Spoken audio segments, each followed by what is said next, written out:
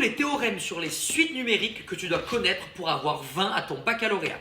Il y a 3 points qu'il faut absolument voir et je te les montre tout de suite. Le premier, en fait, c'est pour lever une forme indéterminée. Si tu veux calculer la limite d'une suite quand n tend vers plus l'infini et que tu veux lever la forme indéterminée, tu dois factoriser l'expression par le terme de plus haut degré. Donc ça, c'est si tu as un polynôme.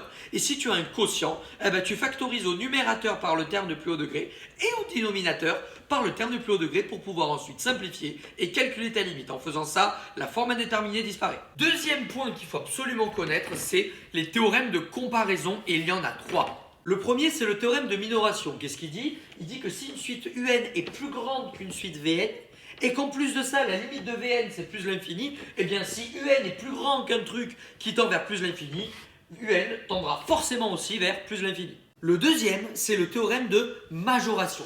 Qu'est-ce qu'il dit le théorème de majoration? Il dit que si une suite un est toujours plus petite qu'une suite Vn, et qu'en plus de ça, la limite de Vn c'est moins l'infini, ben si un est plus petit qu'un truc qui tend vers moins l'infini, ça veut dire que la limite de un c'est forcément moins l'infini.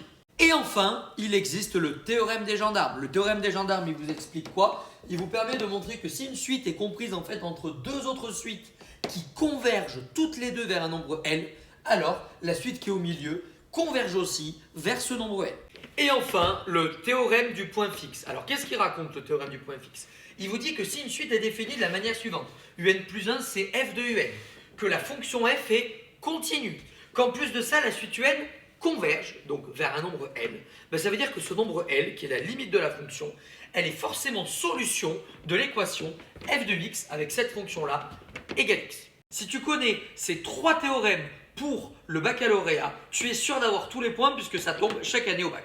Oublier un petit dernier, c'est quand même le théorème de convergence monotone. Alors lui, il est classique aussi. C'est si une suite est majorée et qu'elle est croissante, elle est forcément convergente. Ou si une suite est minorée et décroissante, alors elle est aussi forcément convergente.